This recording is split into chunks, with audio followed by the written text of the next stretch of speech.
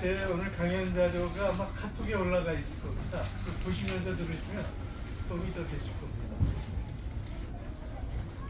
예, 소개받은 이내경입니다. 사실 제가 이 자리에서 남북 문제를 얘기를 해야 되는데 저는 북한에 대해서 여기 앉아 계신 분보다 더 몰라요. 거의 뭐 백지인 수준입니다. 제가 북에 대해서 아는 거는 금강산에 가서 만난 북한 주민들, 또 제가 그 따뜻한 그 연탄 나눔에 제가 이사를 해서 한 번은 연탄을 10만 장에다 이제 개성해서 풀어준 적이 있는데 그때 만난 주민들, 딱 두 번 북한 주민을 접했는데 그때 느끼는 정말 순수하구나.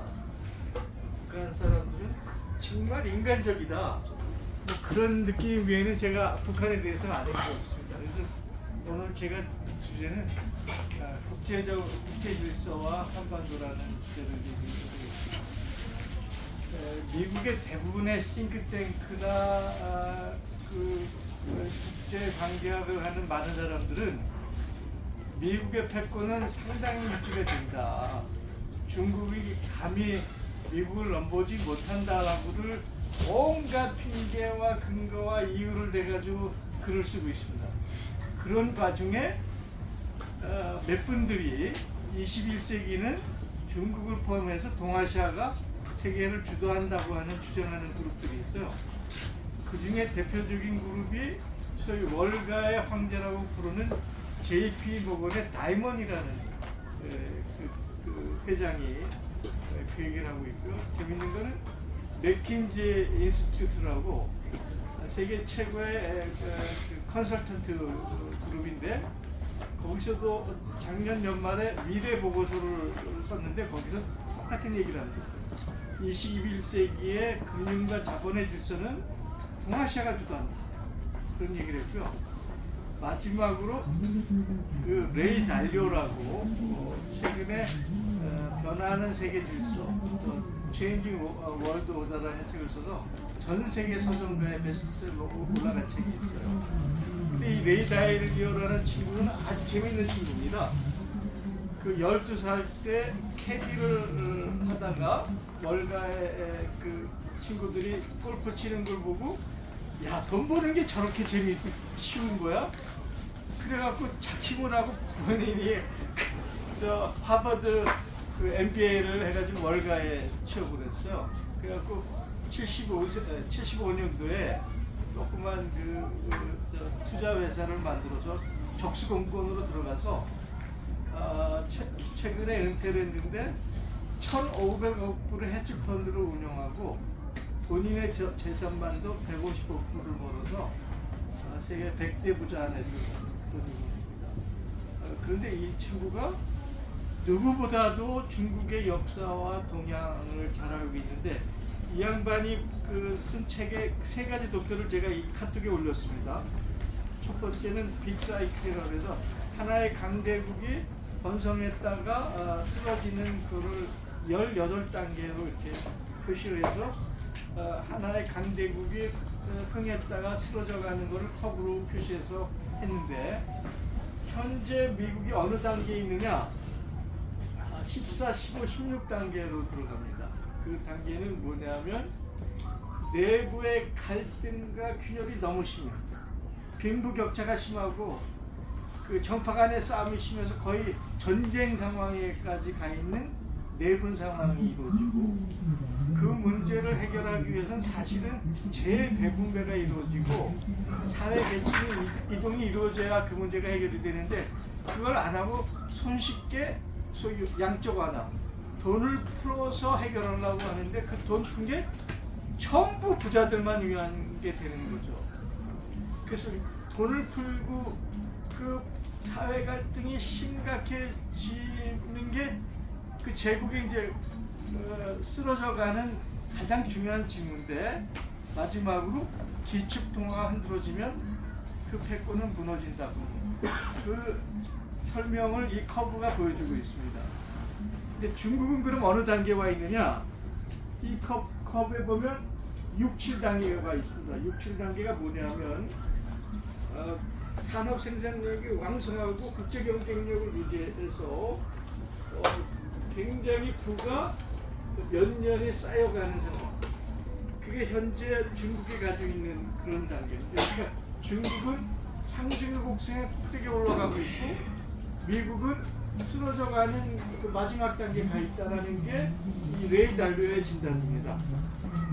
이 친구가 헤지펀드를 하면서 엄청난 슈퍼컴퓨터에 수만 가지 데이터를 넣고 분석을 한 그 분석 데이터가 그 다음에 데이터 분석에 있는데요.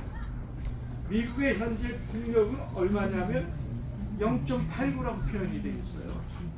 그런데 중국은 0.76으로 되어 있습니다. 두 나라의 차이가 약 15%. 이게 작년 얘기입니다. 올해는 더 줄어들었죠. 이 레이 달리오에 의하면 미국과 중국의 국력 차이가 한 10% 정도로 좁혀져 가고 있습니다. 거기에 비해서 독일 같은 경우는 어느 정도냐면 0.38, 한 3분의 1 수준이고요. 일본도 0.3. 근데 놀랍게도 그 당시 한국이 문재인 시절인데 0.3 정도로 평가해요. 사실은 대한민국이 굉장히 강력한 중간 국가 그룹으로 들어가 있다고 이 레이 달리오는 평가하고 있습니다. 그 전체적인 거를 역사적인 시간의 흐름으로 보여준 곡선이 보입니다. 그 다음 카톡을 보시면 나와요. 카톡에 보면 강대국이 번성했다가 쓰러져가는 아까 그 슬로브 커브가 하나의 물리 법칙처럼 역사 법칙으로 이루어지는데 17, 18세기는 네덜란드가 길드화를 국자를 기준으로 해서 약 한 5, 60년 세계를 지배하는 시대를 가지다가 네덜란드가 무너지고 영국의 시대가 19세기, 20세기 한 150년에 걸쳐서 파운드를 중심으로 한 150년이 유지가 됩니다. 그 다음에 20세기, 21세기가 들어오면서 미국이 달러를 중심으로 세계를 이제 패권 국가로 지배하게 되는데 보통 그 패권 국가의 유지가 되는 기간이 짧게는 3, 40년, 길게는 한 150년 간다는 게 일반적인 그 분석이에요. 근데 그 곡선을 혹시 보시면 알지만 중국에 올라오는 기세가 대단히 무섭습니다. 그 도표를 좀 봐주시고요. 이 국제관계 혹은 지정학적 이론에 크게 두 가지 중심축이 있습니다. 하나는 현실주의라는 이론 개념이 있고 또 하나는 상호주의라는 개념이 있습니다. 근데 현실주의라는 거는 패권국가, 강대국의 이론인데 그 이론은 뭐 길게 얘기하는 것보다는 현실주의 이론은 개인도 그렇고 국가도 그렇고 국제 질서는 적자생존, 양육강식의 세상이다. 그러니까 누구나 상대방이 약하면 잡아먹으려고 하기 때문에 잡혀먹지 않으려면 자기가 군대력을 갖고 국력을 키워야 되고 그 국력을 유지하다가 상대방이 약하면 언제든지 잡아먹든가 자기한테 덤비지 못하게 무력화시켜야 된다. 이게 현실주의 이론이에요. 이 현실주의 이론에는 뭐 다양하게 뭐 고전주의 현실 이론, 무슨 뭐 부조적 현실 이론, 뭐 공격적 현실 이론, 실험적 현실 이론 등등 있는데 한마디로 강대국 이 패권의 논리는 현실주의인데 그거는 세상은 양육강식이고 미국이 패권을 유지하려면 상대방을 굴복시키거나 종복시키거나 꼼짝못하게 묶어둬야만 된다. 이것이 미국이 세계를 지배하는 기본적인 원리고 작동입니다. 근데 그것에 반대한 보통 국가 혹은 중간 국가는 현실주의에 있는 한은 종속된 거 아니에요? 그 굴레에 잡히는 거잖아요. 그 반대되는 이론은 상호주의입니다. 그 상호주의는 서로가 협력하고 균형을 이루고 함께 살아가야 된다. 그러니까 이 정글의 이론에 의하면 패권의 이론은 사자의 이론이고 호랭의 이론입니다. 근데 상호주의 이론은 말하자면 곤충이 서로 협동하는 상호부조적 이론, 얼룩말이라든지 그 말하자면 초식동물이 서로 무리를 이뤄서 군집해서 살잖아요. 근데 자연계를 보세요. 사자와 호랑이는 사라져 가잖아요. 그런데 서로 협력할 줄 아는 곤충, 개미, 얼룩말들이 훨씬 더 번창해요. 이것이 보통 국가의 상호주의 이론입니다. 그런데 국제질서라는 것은 항상 이 패권이 얘기하는 현실주의와 일반 보통 국가들이 얘기하는 상호주의의 입장이 항상 충돌합니다. 그 충돌하는 현장들이 어디냐면 소위 그 유엔이라든지 그 WTO라든지 국제기구가 항상 이 이론들이 부닥칩니다. 근데 현재 세계를 지배하는 미국은 현실주의라는 패권적 이념에 항상 두 가지를 번갈아, 하나는 예외주의, 또 하나는 고립주의라는 이론을 번갈아 가면서 지편할 대로 뺐다 꼈다 하는 그런 상황이 현재 국제 질서를 움직이는 하나의 두 개의 논리들이 충돌하고 있습니다. 이것을 머리에 두시고 오늘 제가 격동의 국제 질서와 한반도라는 주제로 얘기를 하겠습니다. 현재 국제 질서는 한마디로 미국의 막강한 단극 체제, 단일 체제에서 새로운 체제로 전이되는 전이의 과정입니다. 여기에는 세 가지 시나리오 가능성이 있는데, 하나는 미국이 예를 들어 2차 대전 전에는 국력이 세계 전체 경제력의 산업력의 반을 가지고 있었어요. 근데 현재로는 20% 수준입니다. 그러니까 20% 갖고 혼자 독식할 수는 없잖아요. 그러니까 미국의 패권을 유지하기 위해서는 내놓는 게 동맹이라는 개념. 그게 군사적 동맹이든 경제적 동맹이든 혹은 가치를 얘기하는 동맹이든 동맹을 통해서 미국의 패권을 계속 유지한다. 미국의 단일 체제를 유지한다라는 미국 중심의 단일 체제라는 하나의 시나리오가 있고, 두 번째는 거기에 대응하는 경쟁, 도전의 체제, 이것을 양극 체제라고 바이폴라라고 얘기하는데, 양극 체제인데 그 양극 체제의 중심은 중국이 있는 거죠. 중국주의에 이제 러시아도 있고 제3세계가 연합된 그런 바이폴, 양극 체제가 있는가 하면 그게 두 번째 시나리오입니다. 세 번째 시나리오는 한국을 포함해서 중간 국가들이 각 지역 단위의 중간 국가로서 거점을 가지고 움직이는, 예를 들어서 유럽연합도 하나의 강력한 거점군이 되죠. 중동 같은 경우에는 예를 들어서 현재 이란이라든지 터키라든지 사우디 같은 게 거점 국가가 됩니다. 인도, 동남아에 보면 인도네시아, 한국도 그 중에 하나고요. 또 남미로 가면 브라질도 있고 멕시코도 있고 등등 있습니다. 이런 거점 국가 내지는 국제기구, G20 같은 국제기구가 다극적 체제를 형성하면서 다자적 다극질서, 말티폴라, 말티레터럴 시스템, 이 세 개의 시나리오가 앞으로 21세기의 국제 질서를 만들어가는 큰 흐름입니다. 여기에 이 국제 향방을 결정하는 이론을 다시 되풀이하면, 패권이 세계를 지배된다. 패권이 있어야만 세계 평화가 유지가 되고 질서가 유지가 되는 패권 이론이 있는데, 그것을 뭐라고 그러냐면 헤게몬 스테빌리티 시스템, 패권 안정 이론이라고 그래요. 그러니까 패권이 있어야 세상에 질서가 잡히고 안정이 된다.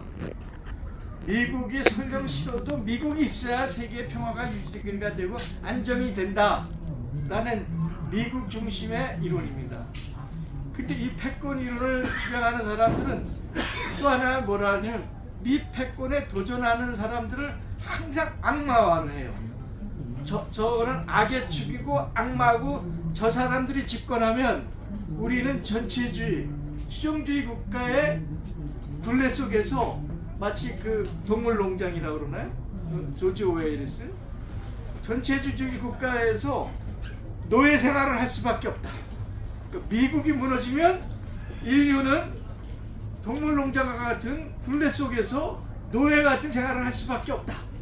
라고 상대방을 말하자면 적대화하고 악마하고 그 상황을 위협하는 이런 이론을 제시합니다. 그 이론 제시를 뭐라 그러는 헤게몬 트랜스퍼 시리라고 그래요. 패권이 미국이 쓰러져서 다른 패권이 들어서면 인류는 감옥살이 난다. 이렇게 주장을 합니다. 미국. 그러니까 북한을 끊임없이 악마하는 그 프로그램도 이 과정의 하나죠. 근데 여기 반대되는 이론은 아까도 얘기했지만 Mutual Multilateralism, 상호주의에 기초한 다자적 단체가 있다. 이것을 주장하는 게 이제 중국을 중심으로 해서 다자적 국제기구가 있죠. 그래서 이 두 가지 저기 하는데 요걸 조금 더 얘기하면 패권의 단극 체제는 아까도 얘기했지만 이 패권의 단극 체제를 유지하기 위해서는 반드시 등장하는 게 동맹 체제예요. 한미일 동맹이라는 동맹은 한마디로 패권의 하위 개념입니다. 한국을 끊임없이 패권의 굴레에 잡아두기 위해서 쓰는 얘기가 동맹입니다. 그러니까 동맹과 패권은 동면의 양전이죠. 그러니까 이 패권의 개념에서 나오는 동맹 개념이 이런 거예요. 나토 동맹, 미일 안보조합, 한미 동맹, 아우쿠스, 쿼드, G7, G7은 이제 그 경제 동맹이죠. 요즘 얘기하는 건 민주주의와 인권을 중심으로 한 가치 동맹, D10 플러스 민주주의 동맹. 이런 동맹이라는 이름을 통해서 패권을 유지하려고 합니다. 그것에 비해서 상하적 다자주의는 합의적 국제기구를 강조를 하죠. 이 국제적 합의기구의 개념은 국가주권론입니다. 그게 이제 보댕이나 홉스라는 말하자면 국제법을 만들어낸 그 칸트의 연구혁명론도 여기에 있죠. 그래서 1차 대전이 일어났을 때 국제연맹을 만들려고 그랬고 2차 대전이 끝나면서 만들어진 게 국제연합이잖아요. 이건 상호적 다자주의적 개념, 칸트의 연구혁명론, 국가주권론에 기초한 이론입니다. 그래서 이거에서 만들어진 게 유엔총회가 그거고요. 2008년 세계경제 위기에서 만들어진 G20가 다자적 기구입니다. 아세안이라든지 유럽연합이라든지 이런 것들이 있고 중간 국가군들이 이런 걸 받쳐주는 거죠. 그 중간 국가군이라는 것이 이제 중국도 있고 러시아도 있고 인도도 있고 이란도 있고 한국도 있습니다. 근데 여기서 빠지는 나라가 영국하고 일본이에요. 영국하고 일본은 한마디로 기지국가, 딸랑이 국가, 고객국가는 그럼 패권의 하수국가라는 거죠. 근데 대한민국은 그 위기에 지금 직면했습니다. 딸랑이 국가가 될 수 있는 그런 딸랑이 국가로 갈 위기에 봉착해 있는 게 현재 한국의 위상입니다. 그럼 미 패권은 뭐로 구성되어 있나? 미 패권을 구성하는 거에는 크게 3+1 기둥, 전통적으로 세 개의 기둥에 최근에 하나의 기둥이 생겨주는데 첫 번째 기둥은 정치 군사적 기둥, 특히 군사적인 기둥이에요. 이걸 워싱턴 룰이라고 그래요. 두 번째는 아까도 얘기했지 이념적, 가치적 소프트 파워라고 그럽니다. 이걸 워싱턴 프레임이라고 그래요. 아까 워싱턴 룰이라고. 그다음에 세 번째는 경제 통상적으로 해서 브레튼 우드로부터 이렇게 쭉 시작되는 워싱턴 컨센서스. 그 다 워싱턴이란 말이 들어가죠. 워싱턴 룰, 워싱턴 프레임, 워싱턴 컨센서스라는 이 세 개의 기둥이 있는데 군사적으로는 어떠냐? 미국은 세계 경찰로 세계 질서의 룰을 내가 정한다. 룰 세터예요. 그리고 그 룰을 안 지키면 군사로 가서 조지는 거예요. 그 전 세계 80개국에 8개 약 20만 명의 미군이 주둔하면서 8개 군사기지를 가지고 있어요. 대한민국에도 약 2만 5천 명 가까이 있으면서 60개 기지를 운영하고 있습니다. 말 안 되면 조지겠다. 그래서 소비에트가 무너졌으면 사실은 군사적으로 대결할 상황이 없는데도 92년부터 현재까지 미국이 개입해서 일어난 전쟁이 8번이나 있습니다. 그러니까 소비에트가 무너졌으면 세상에 미국 혼자인데 전쟁이 없어야죠. 그런데 미국이 8번이나 개입했는데 그 8번 전쟁에서 단 한 번도 정치적으로 성공한 적이 없어요. 미국이 개입하면 그 나라는 아주 아작이다. 미국이 얘기한 대로 거기 인권이 보장이 됐습니까? 경제적 번영이 옵니까? 민주주의가 옵니까? 안 왔어요. 전부 말할 수 없는 혼란과 그냥 그 어려움 속에 다 빠지죠. 중동 대부분이 그렇죠. 발칸이 그렇습니다. 두 번째, 그 90년 이후부터 미국이 세계 전략의 소프트 파워, 가치와 이념을 강조하는 것을 엄청나게 강조를 두는데 소위 문화공작이라고 그래요. 칼라혁명이라고 하기도 하고, 서구 민주주의, 개인적 자유주의, 사적 소유권을 중심으로 해서 전 세계 이데올로기를 만들어내는데 학계, 싱크탱크, NGO, 무슨 거대한 미디어를 다 장악합니다. 이 중에서 굉장히 중요한 게 언론 미디어예요.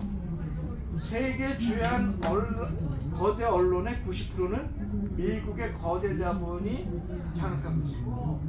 그래서 미국의 이데올로기를 끊임없이 확성기로 저기하는 프로파간다 머신이라고 해요.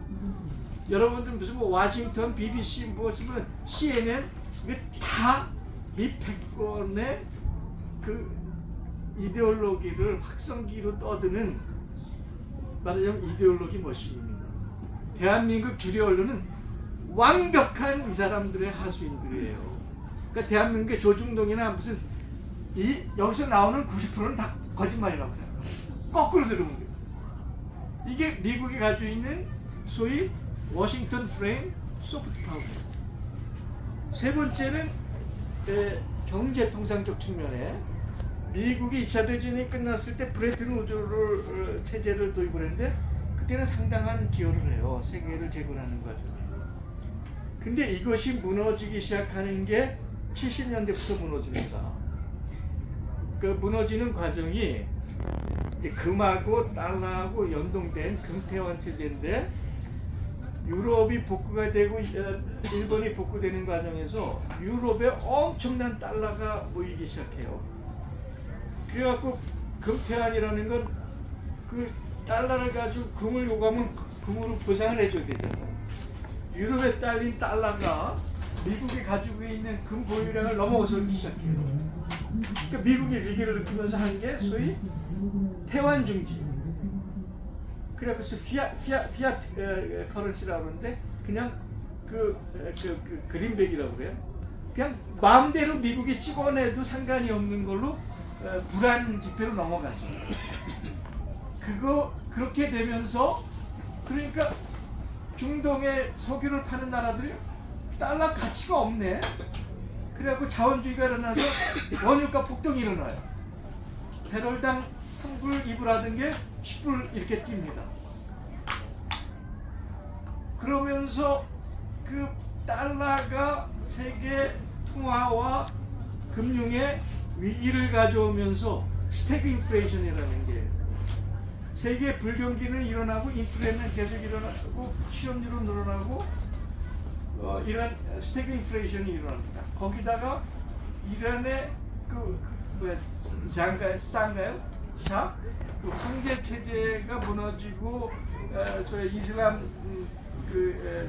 종교 국가가 일어서면서 기름값이 또 뛰죠. 10불 하던 게 30불이 됩니다. 그 세계 경제가 위기가 오니까 미국이 기존에 브레튼 우주 체제를 변질을 시켜. 그리고 일반적인 가치 체제라든지 이런 그 체제를 저기해서 WTO 체제라는 걸 만들어요. 그 WTO 체제라는 건 뭐냐 한마디로 미국이 우위를 가지고 있는 금융과 첨단 기술을 전 세계에다 확산하는. 그게 우리가 얘기하는 세계화하고 신자유주의. 그러니까 미국의 금융과 기술을 전 세계에 확산하기 위해서는 개별 국가의 주권들을 다 무력화시키는 거예요. 거대 자본의 이익을 보장하기 위해서는 개개의 국가의 이익을 묵살하는 게 세계화하고 신자유주의. 그래서 그렇게 도입이 됩니다. 80년도에. 또 하나 재밌는 게 미국이 독일과 일본이 미국을 따라오잖아. 산업 경쟁력으로. 막 형님들한테 까불지 마. 대서 중에 플라자합이에요. 미국이 얼마나 강도 같은 국가냐 하는 거는 일본이 찍소리도 못하죠. 플라자 합의를 한 이후 80년 이후에 일본은 30년 이상의 영원한 불황으로 추락합니다. 그러니까 지금도 일본이 그 이후에 플라자 합의 이후에 재기가 안 되고 있는 거예요. 지금 우리나라에 그런 상황이 왔죠. 무슨 뭐 IRA니 무슨 뭐 칩법에서 삼성이니 SK를 완전히 아작내고 있잖아요. 대한민국 수출이 대중 수출이 40%씩 줄고 있잖아요. 대한민국 경제가 지금 밑바닥부터 흔들리고 있습니다. 이게 미국이에요. 근데 이거를 이미 80년대 후반에 플라자 합의라는 걸 통해서 일본은 아작을 냈어요. 독일도 아작을 내려고 그랬는데 독일은 그 당시 유럽 연합이 있었고 동유럽의 기반이 있었고 끊임없는 자기 혁신 체제가 작동하면서 독일은 그걸 극복을 해요. 그러면서 미국은 동맹국이든 우방국이든 상대국이든 미국의 패권에 접근하면 다 아작을 내는 나라입니다. 동맹도 필요 없어요. 우방도 필요 없습니다. 미국의 패권에 장애물이 되면 다 아작을 내는 게 미국입니다. 그래서 마지막으로 지금 하고 있는 게 뭐냐? 산업기술입니다. 첨단기술. 칩을 가지고 중국이 올라오니까 중국을 군사적으로 경제적으로 아무만 해도 안 되니까 이제는 첨단기술 산업을 가지고 아작을 내겠다. 이게 미국 패권이 가지고 있는 3+1의 기준입니다. 그것에 대해서 제가 중국 얘기를 하면 제가 친중분자라고 욕을 많이 먹습니다. 중국에 대해서 저는 객관적으로 얘기하는 사람. 다만 중국하고 우리는 운명적이죠. 이웃한 나라. 어디를 못 가지 않습니다. 중국에 대해서 감정의 문제가 아니고 객관적이고 냉정하게 평가해야만 우리의 길이 열리죠. 지금부터 제가 얘기하는 중국은 물론 중국 정부가 얘기한 얘기를 제가 여러분들한테 전달하는 거지만 내가 친중을 얘기하는 게 아니고 중국이 얘기하는 중국 얘기를 객관적으로 전달하는 거죠. 중국은 미국의 그러한 정책에 대해서 크게 네 가지로 대응합니다. 첫 번째는 국내적으로 공산주의 지도력, 그다음에 사회주의적 시장 경제를 확립을 하는데 첫 번째는 중국몽이라는 게 있어요. 중국몽이라는 건 뭐냐면 주나라 시절부터 시작이 됐고 공자님도 얘기하는 중국 역사의 영원한 과제다 화두예요. 처음엔 온피, 비바람을 피하자. 최소한의 가난을 피하자. 이게 온피입니다. 두 번째는 소강. 그저 먹고 살만하다. 중진국가가 됩니다. 중국이 2021년에 소강사에 진입했다고 선언합니다. 중국에서는 14억 인구가 이제는 완전히 온피, 절대적 빈곤을 벗어났다. 그래서 소강사에 진입했다라고 얘기합니다. 그 다음에 2045년에 소위 대동, 공동부유사회를 간다. 공동부유사회라는 건 중국이 선진국으로 진입한다라는 겁니다. 이 옹피 소강 공동부유 혹은 대동사이로 가는 것을 중국몽이라고 시진핑이나 후진타오가 얘기하는 거죠. 두 번째는 대외적으로 중국의 대외 정책에 크게 서너 가지가 있는데 가장 먼저 얘기한 거가 60년대 반동에서 얘기한 비동맹 5가지 원칙이었습니다. 인도의 네로와 수하르토와 스카르노와 줄레가 해서 비동맹 5가지 원칙이 있는데 그 5가지 원칙이 뭐냐면 주권과 영토의 존중, 상호 불가침, 내정 불간섭, 평등과 협의 원칙, 평화적 공존. 이게 비동맹 5개 원칙입니다. 그 다음에 74년도인가에 중국이 유엔에 가입하면서 소위 하방에서 돌아온 등소평을 주울레가 청구를 해서 유엔에 가서 중국이 유엔에 가입한 기념연설을 합니다. 근데 이게 우리한테 잘 알려진 주울레가 제3세계론을 얘기해요. 중국은 제3세계에 속해 있고 제3세계와 더불어 제3세계를 위해서 싸우는 거예요. 중국은 제3세계고 제3세계에 맞등력을 하겠다. 이게 중국이 가지고 있는 제3세계론입니다. 세 번째는 유엔에 가입하면서 끊임없이 얘기하는 게 웨스트팔렌의 원칙을 견지하고 유엔 헌장을 준수한다. 웨스트팔렌의 원칙은 모든 국가는 주권을 갖고 있고 그 주권은 존중돼야 된다는 17세기 유럽에서 확립된 30년 종교전쟁 뒤에 웨스트팔렌에서 모여서 모든 국가와 종교를 존중한다 라고 나온 게 웨스트팔렌 원칙인데 대외 정책이 이 세 가지를 지키고 있습니다. 근데 여기서 하나만 더 이제 주로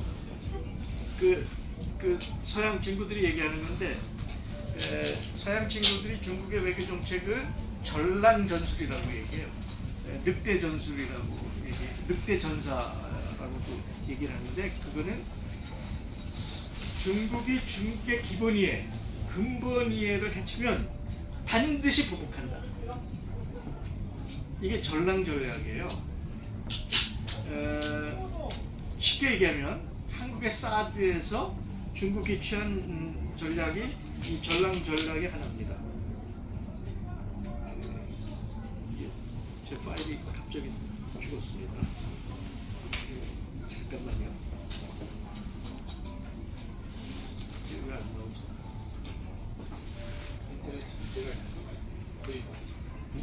항상 경제 정책에서 미국이 디커플링을 얘기를 했잖아요. 미국이 디커플링을 해서 중국을 고립시켜서 국제적으로 고립시키겠다.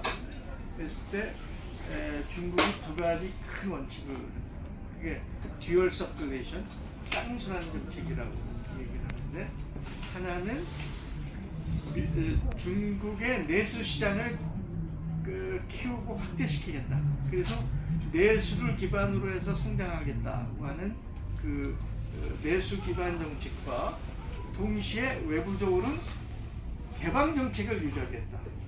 미국은 아까 2008년이 지나고 최근에 이제 트럼프가 들어오면서 미국 중심의 보호주 중심의 미국 중심의 자국 중심의 산업을 개편하겠다라고 나왔는데 중국은 거꾸로 나가는 거죠. WTO 체계, 세계 개방 무역 기구를 유지하고 개방 체제를 유지하겠다라는 입장을 갖게 되고요. 또 하나는 첨단 기술의 자급 체제를 갖추겠다. 그러니까 지금 이제 가장 큰 문제가 이제 반도체 칩인데 중국의 지난 몇 년 동안의 과학 기술의 발전 속도가 엄청납니다. 그래 국제적으로 페이턴트의 등록 수나 유의미한 그런 과학 기술 논문이 중국이 미국과 유럽을 넘나요. 그러니까 몇 개 분야를 빼고는 이미 중국이 미국을 다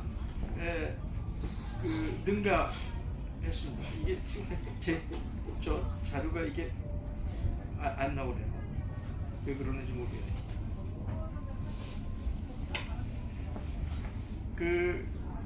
이제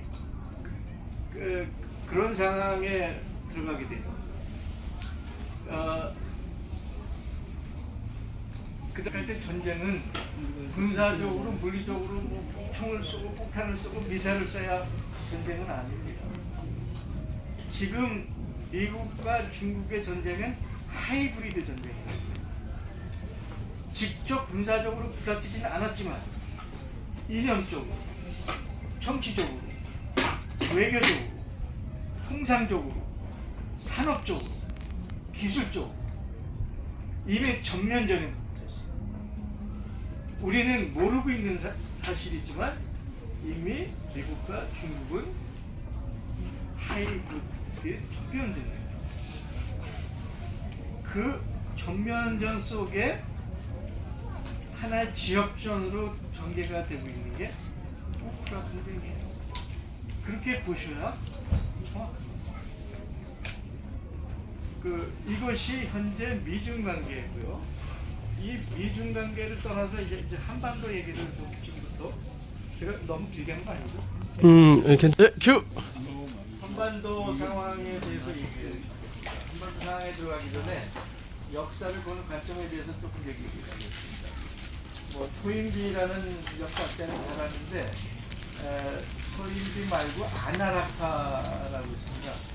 그 지리 환경적, 지정학적 조건이 역사에 대단히 중요하다고 하는 쪽인데 그 대표적인 인물이 브로델이라는 인물이었습니다. 기중의 역사라는 책을 썼는데 사실은 토인비보다 저는 이 사람이 더 훌륭하다. 이 브로델은 역사를 볼 때 크게 세 개의 영역을 봅니다. 구조. 세계사를 결정하는 큰 흐름. 그걸 구조라고 얘기해요. 그 구조 밑에 이루어지는 것을 국면이라고 합니다. 국면. 그리고 그 국면 밑에서 이루어지는 것을 행위와 사건이라고 얘기해요. 이 브로델의 이론에 의하면 우리가 해방 이후 여태까지 70년의 구조는 뭐냐? 미국의 단극체제입니다. 미국의 패권적 단극체제입니다. 우리가 혹은 냉전이라고 얘기하는데 그 냉전은 트루만이 만든 트루만 독도린이고 소련이 단 한 번도 군사적인 거 외에 미국의 국력에서 5분의 1을 넘어간 적이 없어요. 그러니까 냉전도 엄밀하게 얘기하면 미 패권이 만들어낸 조작이에요. 그러니까 70년은 미국 놈들이 지멋대로 해온 미 패권의 단일체제. 그 단일체제 속에서 몇 번의 사건이 있는데, 그러니까 냉전체제, 미 단일체제, 이제 미중에 지금 경쟁체제로 넘어가죠. 이게 어디로 갈 것이냐에 따라서 이제 새로운 세계 질서가 이루어지는데, 이 구조 속에서 대한민국 70년 역사에 몇 개 중요한 국면이 있습니다. 그 미중 수교가 이루어졌을 때 우리한테 무슨 일이 있었죠? 남북 7.4 공동선언. 그렇죠. 또 소비에트가 붕괴되니까 미국이 노태우를 시켜서 국방외교를 하잖아요. 그 다음에 남북의 유엔 동치가 하고, 그렇죠? 남북 정부 간의 기본합의서도 이루어지잖아요. 굉장히 중요한 일이 이루어졌어요. 그 다음에 소비에트가 무너져서 북한이 막 어려워서 뭐 100만이 죽었니 몇만이 고난의 행군이 지나면서 DJ 대통령의 집권하며 비로소 햇볕 정책에서 남북에 엄청난 화해가 이루어져서 우리가 평양도 들어가고 금강산도 가고 했잖아요. 그런데 그 뒤에 다시 미국에 의해서 새로운 냉전 구도가 생기니까 이명박 박근혜가 들어와가지고 무슨 그냥 여기 대통령장도 맡기고 오이시라고 그러네. 오이사 조치가 되면서 남북이 완전히 동결돼. 이런 것이 미국이라는 당체제가 세계사의 구조를 결정하면 그 구조에서 한반도 국면에 설정이 그렇게 진행이 되는 겁니다. 그 밑에 이제 행위자들이고 사건들이 벌어지는 거죠. 저희 그 자료에 보면 결국은 국제적 체제라는 구도가 한반도 국면을 압박을 하고 한반도가 가지고 있는 국면이 한반도 남한이든 북한이든 행위자나 사건을 규제를 해주니까 남한의 정치 세력이나 사건이 분단이라는 국면을 넘어설 수가 없고 이 분단이라는 국면은 미국이 가지고 있는 패권적 체제를 넘어설 수가 없는 거예요. 그게 지난 70몇 년 동안 우리가 살아온 세상입니다. 근데 이제 미국의 패권 체제가 무너져가기 시작하잖아요. 아까도 얘기했지만 미중하고는 이미 하이브리드 전쟁에 들어갔습니다. 그러니까 지금은 이 단일 체제, 패권적 단일 체제에서 다자적 다극 체제로 막 들어가고 있는 진입식입니다. 그러니까 혼란스럽긴 하죠. 그러나 우리의 이 혼란스러운 위기는 동시에 남한이든 북한이든 한반도든 우리 민족에게 위기인과 동시에 엄청난 기회로 다가오고 있다. 이 다자 다극적 체제는 복잡계라고 얘기하기도 하고 공학적으로 시스템 다이나믹스라고. 이때는 구조와 국면과 사건과 행위자들이 서로 맞물려 돌아가는 거예요. 서로 맞물려 돌아가는. 이렇게 서로 맞물려 들어가는 시스템 다이나믹의 복잡한 상황에서 뭐가 가장 중요하냐? 행위자. 행위자가 결정합니다. 국면도 구도도. 행위자라고 그랬었나요? 행위자. 행동하는 행위자. 에이전트. 한국, 코리아. 근데 지난 70년간의 남한 정부, 대한민국 정부가 한반도에 대해서 어떻게 했느냐?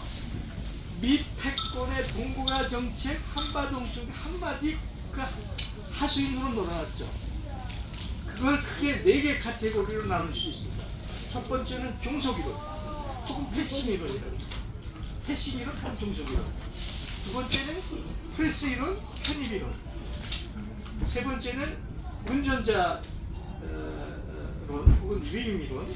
마지막으로는 전략적 지도론. 이건 우리 해본 적이 없는 미지의 영역이죠. 그럼 그 종속의 개념이 뭐냐? 주로 그 박정희 때까지 다 그랬죠. 전두환 때까지. 김영삼, 이명박, 박근혜, 그다음에 현재 윤가 정권의 반쯤이 이 종속이론인데 이것은 샌프란시스코의 제2체제라고 하는 한미일체제. 이건 아미티지 한미일 동맹이론이라고 있어요. 아미티지 한미일 동맹이론이 샌프란시스코 제2체제고 이것은 한미일 동맹체제라고 합니다.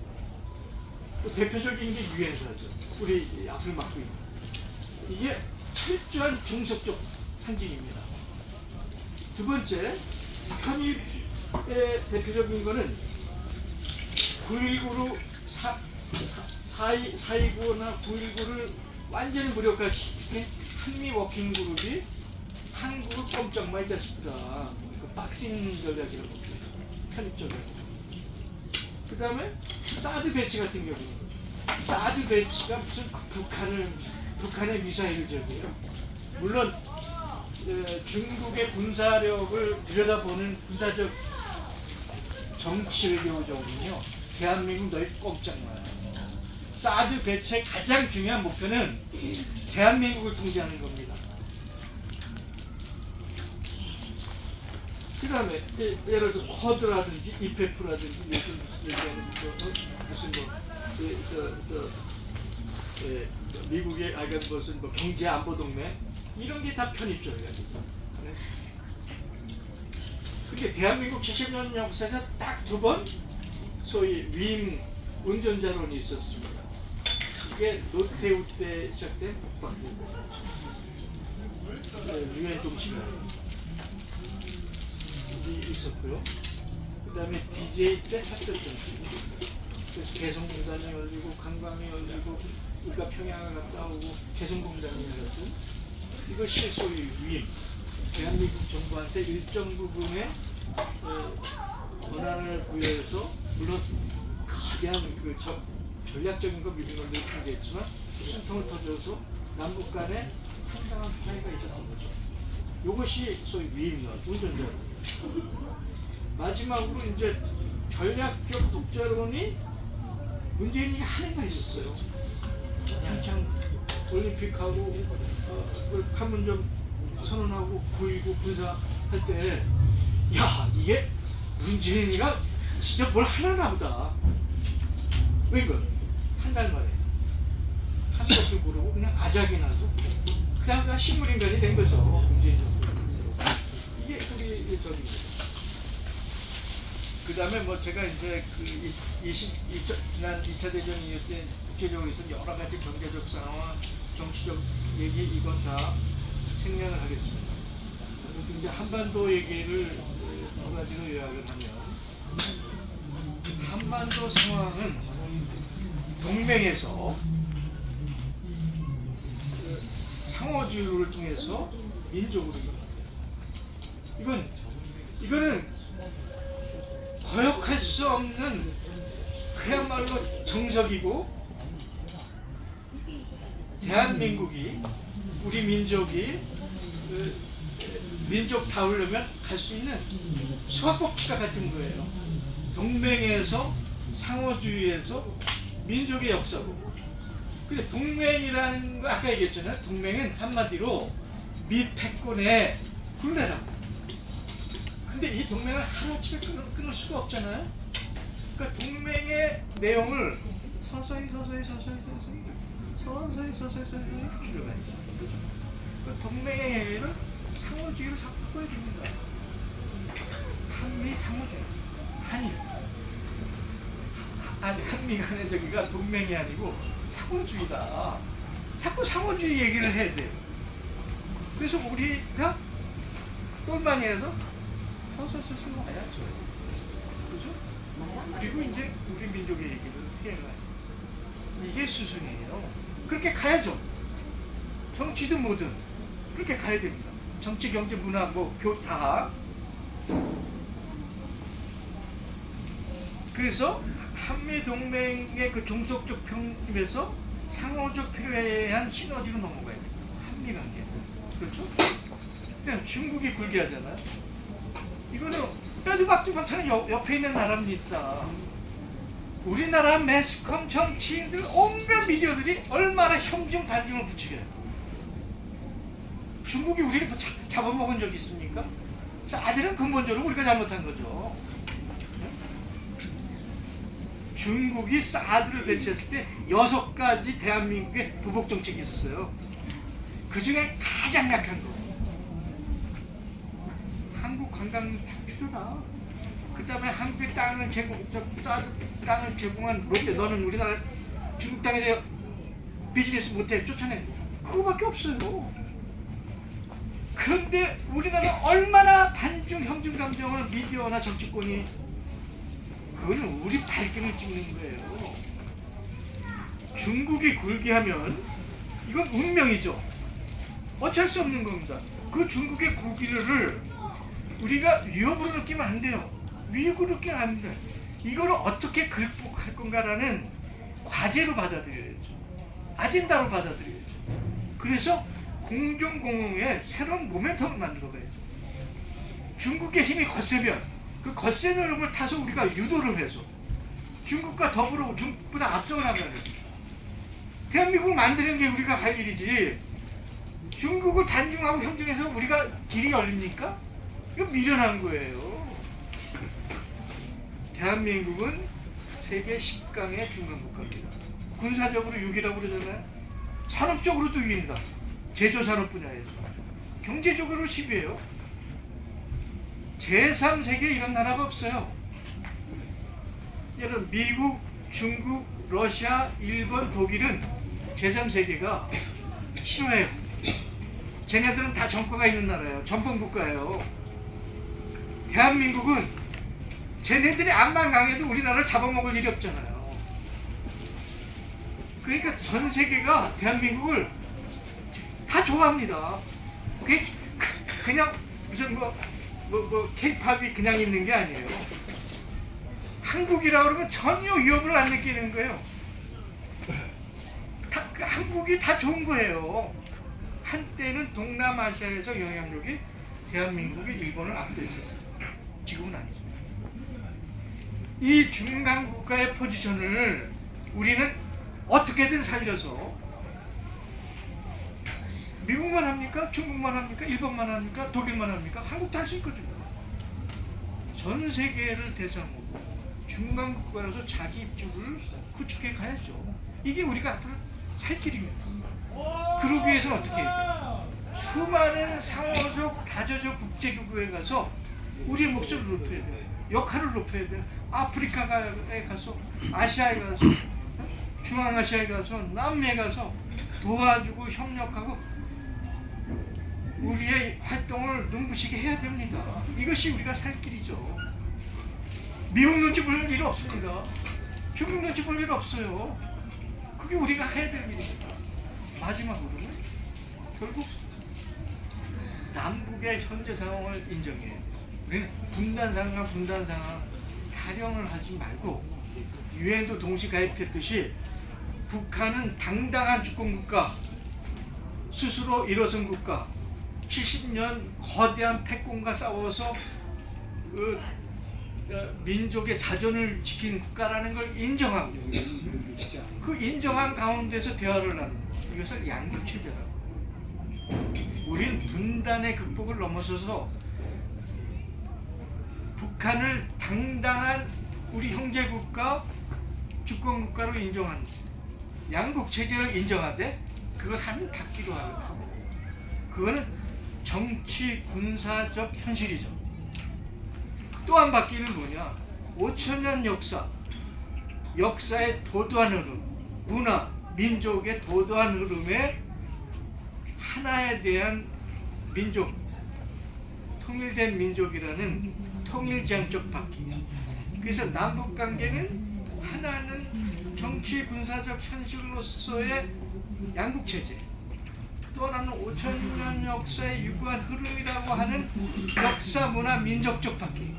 이 두 바퀴가 같이 흘러가서 평화를 통해서 언젠가는 통일이 되는, 그것을 지향해 가는 것이 우리가 가야 될 길이죠. 그렇죠? 그러니까 우리는 동맹에서, 상호주의에서 민족으로 가야 되고, 그걸 할 수 있는 절호의 기회가 국제적 질서에서 열리고 있다는 거죠. 다시 말하면 미 패권의 단극체제가 이제는 다자적 다극체제로 가고, 거기에서 한국이 스스로 독자적으로 자기 전략적 주도를 펼칠 수 있는 기회가 열렸는데, 이 망할 윤가 정권이 들어섰죠.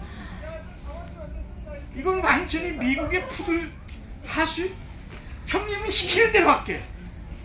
이 환장할 일이죠. 지금 이 상황입니다. 남북을 생각해서도 윤가는 빨리 쫓아내야 돼요. 대한민국의 민주주의, 민생만을 위해서가 아니고요. 근데 그걸 방해하는 저기에서 제가 마지막으로 몇 가지 얘기를 하고 얘기를 끝내겠습니다.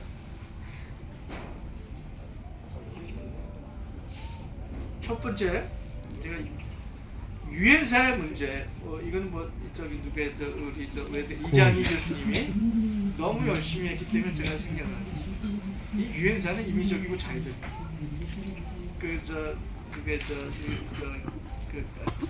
갈리 총장, 브루스터 갈리 총장이 여기 와가지고 유엔사가 유엔 깃발을 내는 거고 당장 끌어내려라, 유엔이 인정해 줄 적이 없다.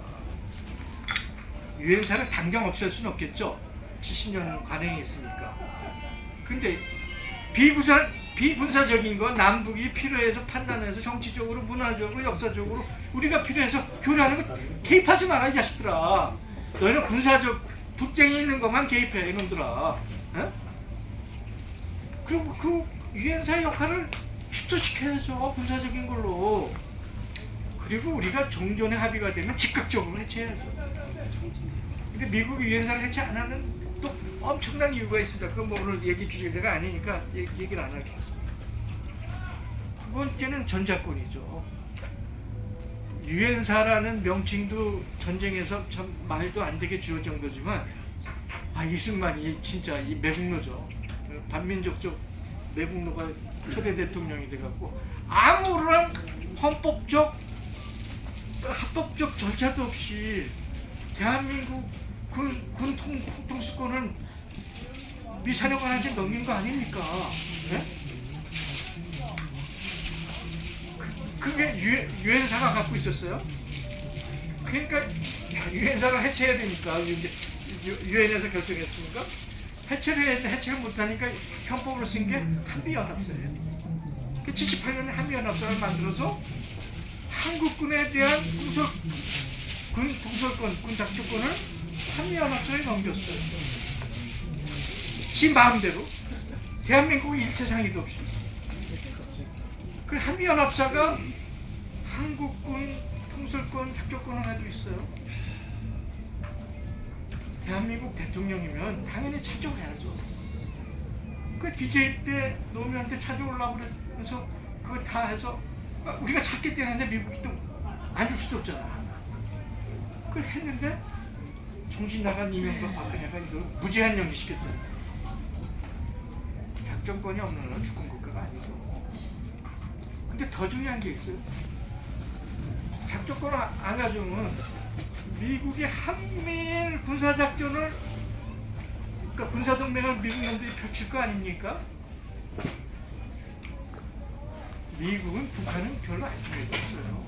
중국이죠. 중국이 자기보다 커지기 시작하면 무슨 짓을 해서도, 전쟁을 해서라도 중국을 꿇어앉히려고 하죠. 그 과정은 어떻게 되겠죠? 한반도가 전장에 완전히 한복판에 들어가는 거예요. 전쟁. 만약에 미국하고 중국이 붙는다, 대만만 전쟁터가 있어요. 평택이 제일 위험합니다. 성주가 위험합니다. 강정이 위험합니다. 대구가 위험합니다.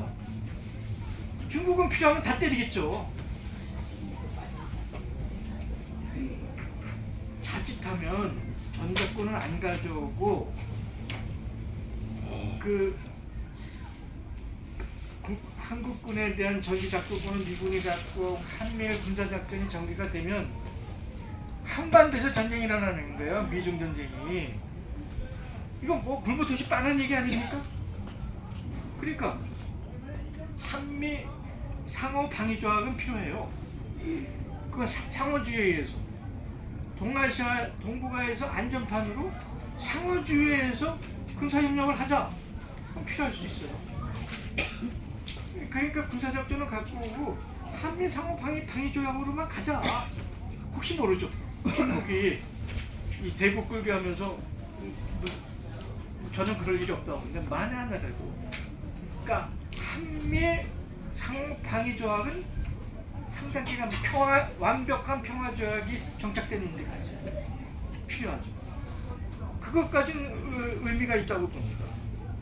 그 다음에 우리한테 이제 그 핵 한반도의 비핵화의 문제가 있는데, 저는 요즘 우리나라 수많은 북한학자나 정착자들의 굉장히 많으시죠. 이 양반들이 하는 얘기가 한반도 프로세스 그러게.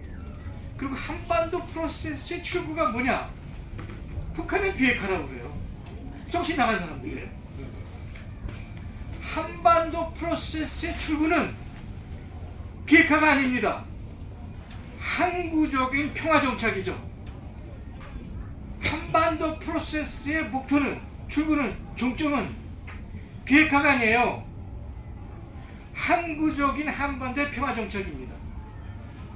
그 한반도의 영구적인 평화 정착의 하나의 필수 조건으로 한반도와 비핵화가 필요할 수 있죠. 그러나 지금 내가 이런 얘기하면 좀 위험할지 모르지만 북한이 핵을 가지고 있는 거가 한반도 전쟁이 일어날 위험성을 막아주는 전략적 자산일 수도 있어요. 저는 그 쉽게 평가할 수 없는 얘기지만 이건 내 얘기가 아니에요. 미국의 싱크탱크가 한 얘기입니다. 그러니까 내가 이 얘기를 해요. 한반도에서 전쟁이 일어나는 걸 막아주는 전략적 기능을 하기도 한다. 이게 미국의 싱크탱크에서 한 얘기예요. 근데 그럼 북한의 비핵화는 어떻게 되느냐? 네 단계에서 이루어집니다. 동결, 감축, 최소 보유, 해체. 동결, 감축은 롤링백이라고 그래요. 롤링백이라는 건 북한이 자기 자유를 위해서 최소한의 핵을 보유하는 거. 북한 20-30개라고 그래요. 그런데 이걸 하기 위해서는 소위 육자회담에서 합의한 쌍계병지, 행동 대 행동. 예를 들어서 북한이 동결하면 미국은 하노이 회담에서 얘기했듯이 북한에 대한 생션, 제재를 해체해야죠. 그렇죠? 그게 해야 동결이 될 거 아닙니까? 미국이 제재를 하고 있는데 북한이 핵무기를 동결하겠어요? 계속 만들겠죠? 그러니까 롤링백, 감축을 하기 위해서는 어떻게 해야 돼요? 최소한 미국이 연락사무소를 평양에 두고 미국의 수출입은행이 북한에 투자를 해서 미국 기업이 중국에 와서 투자를 하면 북한이 롤링백을 해서 최소 수준으로 무기를 뭐 실사도 핵무기 실사도 수용하고 하겠죠. 그 다음에 미국하고 종전이 합의가 되고 평화협정이 되면 최소 수준으로 묶어두겠죠. 그런데 저는 제가 북한 당국자라면 평화협정 가지고는 완전히 해체 안 해요. 왜냐면 미국은 단 한 번도 약속을 지킨 적이 없어요. 우크라이나에서도 그랬죠. 정전협정에서 정전협정하기도 54년 제네바인데 지켰습니까? 동북아의 자기 필요에 따라서 영구적인 휴전으로 묶어둔 거 아니에요? 94년도에 소위 제너럴 어그리먼트 해고 북한에 뭐 대주고 경수로 대주고 북한이 망할 거라고 기대한 거죠. 북한이 안 망하니까 안 했잖아요. 육자회담을 누가 깼죠? 미국이 깼죠. 델타 강구에서. 미국이 왜 육자회담을 깬지 여러분들 아세요? 육자회담의 내용은 너무나 명분이 당당한 거예요. 국제적으로 이걸 거절할 핑계가 없어요. 미국이 빼고 싶은데 미국이 빼면 미국이 호전국가잖아요. 평화국가가 아닌 게 되거든요. 그러니까 중국이 주도한 겁니다. 육자회담. 중국의 패에 말린 거예요. 미국이 육자회담. 그러니까 육자회담을 깨야 되겠는데 깰 수가 없으니까 엉뚱하게 델타뱅크 사건을 터뜨려서 중국이 주도한 육자회담을 무력화시킵니다. 다시 말하면 중국이 동북아에서 주도권을 지닌 걸 싫어해서 깬 거예요. 이게 육자회담을 깬 미국의 본심입니다. 미국하고 평화협정, 행정협정을 맺었어? 이 연방의회에서 거부하면 끝이에요. 그러니까 북한의 비핵화는 미국 행정부하고 평화협정을 해갖고 되는 게 아니에요. 그거를 보증할 수 있는, 완벽하게 보증할 수 있는 국제적인 담보가 있어야 돼요. 그런 국제적, 다자적 안보에 대한 개런티가 있어야만 한반도의 평화가 된다고 생각합니다.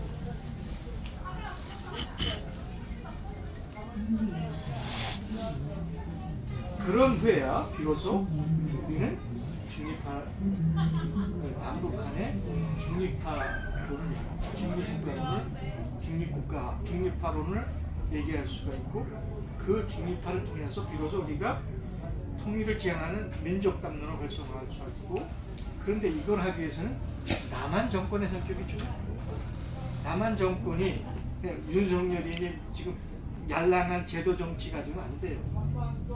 남한의 정권이 시민이 주인이 되는 정부, 시민이 주인된 세상이 될 때만이 남북의 평화와 통일 담론이 가능합니다. 이것이 제 오늘 얘기의 결론은